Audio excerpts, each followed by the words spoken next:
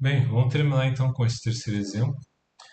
Então, nesse exemplo aqui, uma empresa ela produz quatro tipos de molduras, diferenciadas por tamanho, formato e recurso. Tá? Então, só tem que ter cuidado que às vezes nem tudo da tabela a gente vai obedecer. Eu já quis colocar, da fonte de onde eu gerei esse problema, a função objetiva ela é dada, tá? A gente não monta do problema, ela já é dada e tem esse formato aqui. Tá? Onde o objetivo que seria a quantidade a ser produzida de cada moldura, que seria o X1, em termos de unidades da moldura 1, 2, 3, 4, para maximizar o custo. Então, moldura, quantidade, eu teria custo por quantidade. Né? Custo por quantidade de moldura. E esse custo envolveria uma série de fatores. Então, aqui a gente tem umas restrições. Por exemplo, se a gente for pegar o custo total das horas de trabalho, tá? Aqui o disponível, por exemplo, para horas de trabalho eu tenho 4.000. Isso quer dizer que todo esse custo aqui tem que ser menor ou igual a 4.000. Ou seja, 2 vezes o custo da moldura 1, mais 1 vezes o custo da moldura 2, mais 3 horas de trabalho vezes o custo da moldura 3, mais 2 horas de trabalho vezes o custo horas da moldura 4. Então pode passar de 4.000, por isso a primeira restrição. Mesma coisa vale para a segunda restrição, que seria o custo do metal para cada moldura. Qual é a massa de metal que eu posso usar para cada moldura? Né? Então o custo, né, vezes essa quantidade de metal para moldura 1, 2, 3 e 4 não pode passar de 6.000, por isso menor ou igual. E de vidro é a mesma coisa, por isso menor ou igual a 10.000. Então para moldura 1 eu posso usar 6 kg, a 2, 2, a 3, 1 e a quarta tipo 2 kg. E o custo dessa matéria-prima tem que estar limitado, somando tudo isso, os quatro tipos de moldura, a 10.000, certo? O número máximo, o limite máximo de vendas que eu posso fazer para a primeira moldura é 1.000, para a segunda moldura é 2.000, para a terceira é 500, para a quarta moldura é 1.000. E claro que o número de molduras que eu tenho que produzir tem que ser maior ou igual a zero. Então, estão aqui as restrições de desigualdade. E aqui no preço de venda, isso aqui é para comparar, por exemplo, quando a gente fizer a otimização, será que eu, com base na maximização dessa produção, que vai dar um valor, né, que é um valor, na verdade, que eu estou maximizando a produção, não, a gente vai maximizar e não minimizar, isso aqui é a produção. Mas aí se eu for realmente calcular, não vamos chegar a fazer isso, mas se eu for calcular o nosso custo, né, tô maximizando não, perdão, maximizando o lucro, né, não a produção. Se eu trabalhar, será que esse valor aqui desse preço de venda, né, tá dentro, ele é menor ou maior do que o valor calculado aí de custo que eu vou colocar dentro daquele meu tipo de moldura, tá? Então aqui a gente vai maximizar a produção. Então, no caso aqui, por exemplo, seria 6. Como isso aqui vai dar em reais, né? Então, esse X1, o preço aqui da número, então esse X1 deve ser reais por unidade, vezes uma constante que deve ser unidades, imagino que seja isso. Tá? Então, o X1 seria reais por unidade, seria o custo por unidade. Tá? E aí, claro, para eu calcular o preço de venda com base no valor ótimo, eu teria que fazer ali, né, os custos com base no X que eu vou obter, né, fazer o lucro máximo que eu obtive menos os custos. Né? Então eu teria que criar uma outra função para multiplicar esse preço de venda vezes o valor do X, de cada um dos X, e ver se aquilo vai ultrapassar ou não o lucro ótimo que eu estou obtendo, a produção ótima que eu estou obtendo com base na otimização. Bom, montando o problema ali no Excel, tá? Aqui ele.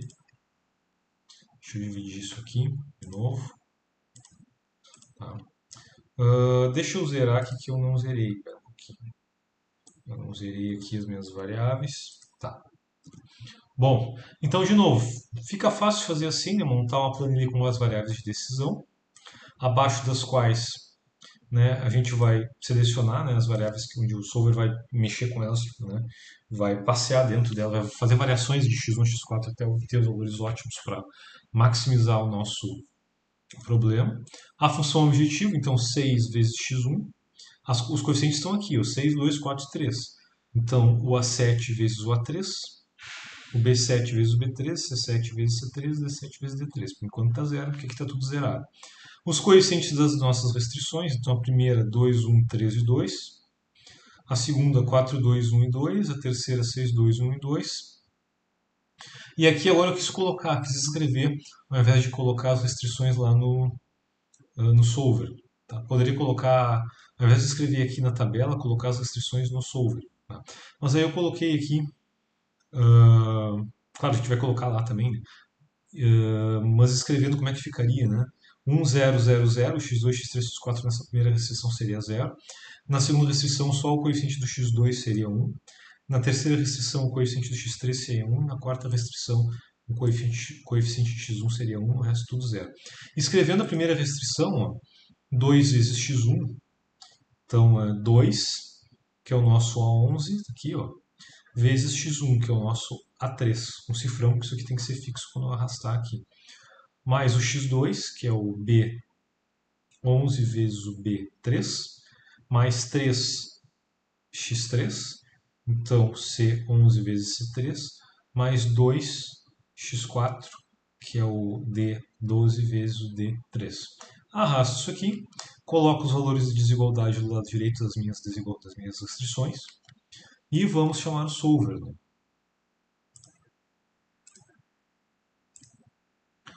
Então aqui eu quero maximizar essa função objetivo, alterando quais células? Essas aqui, tá? Do A3 ao D3. Tá?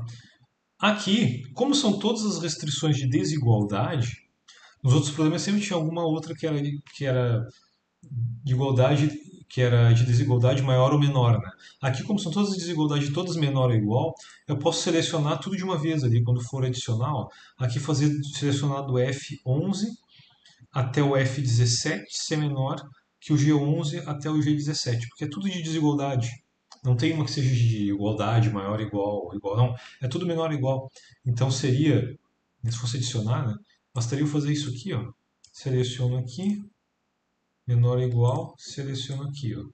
E ele vai montar todas uma vez só. Ao invés de adicionar uma por uma, também é útil fazer isso aí. E tornar as variáveis restritas não negativas para, caso ele caia numa solução com x1 a x4 menor que zero, que ele ignore isso aí. Tá? Então, para ficar dentro do nosso escopo de busca. E aqui deixar o NP simplex. Então vamos resolver aí. Então ele encontrou uma solução.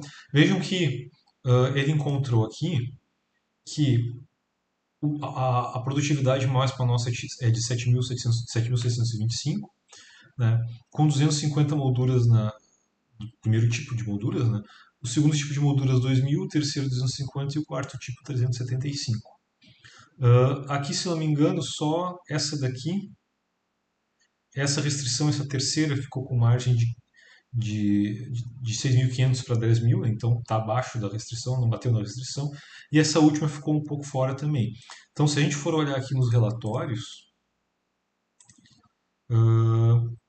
no relatório de respostas, então ele dá o relatório de respostas aqui, a margem de atraso aqui da terceira que eu estava comentando, 13.500, que é essa margem de atraso aqui, de 6.500 para 10.000. Margem de atraso quer dizer, ele ficou 13.500 abaixo, unidades abaixo da restrição. E a penúltima e a última também ficaram com uma certa margem de atraso. 250 para 500, 375 para 1.000. Tá? O relatório de sensibilidade. Então, quanto a gente pode aumentar de produção dos molduras, no caso da primeira e da segunda molduras, né, dá para aumentar bastante. Só que reduzir não dá para reduzir muito. Isso vai alterar bastante. Se eu sair dessa faixa de redução de produção das molduras, eu vou alterar o valor do meu lucro máximo.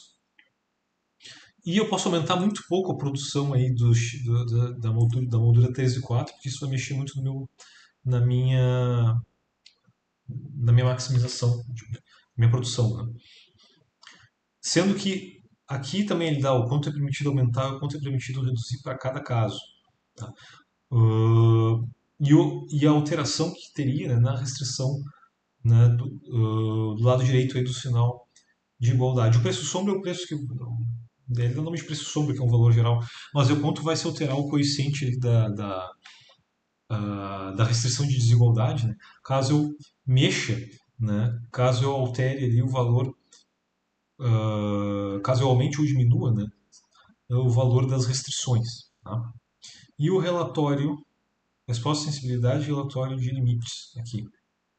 O relatório de limites também ele ficou meio travado aqui, né? Quer dizer, se eu mexer nos valores dos custos aqui, de cada uma dos tipos de molduras, uh, eu tenho o limite inferior, vamos ver do primeiro aqui, limite inferior é 0, limite superior é 250. Então eu posso trabalhar na faixa entre 0 a 250. Tá? No segundo de 0 a 2000, no terceiro de 0 a 250 e no quarto de 0 a 375. E vejam que dentro dessa faixa, o meu objetivo, o valor tinha sido lá 7.625, aqui no relatório de limites ele não vai mudar. Então se eu trabalhar nessa faixa no relatório de limites aí da minha função objetivo, não vai alterar o valor da minha produção final, tá? Da minha produtividade final. Então, como eu falei, isso aqui é só um esboço para vocês só aprenderem a mexer no Solver mesmo, como produzir o programa do Solver.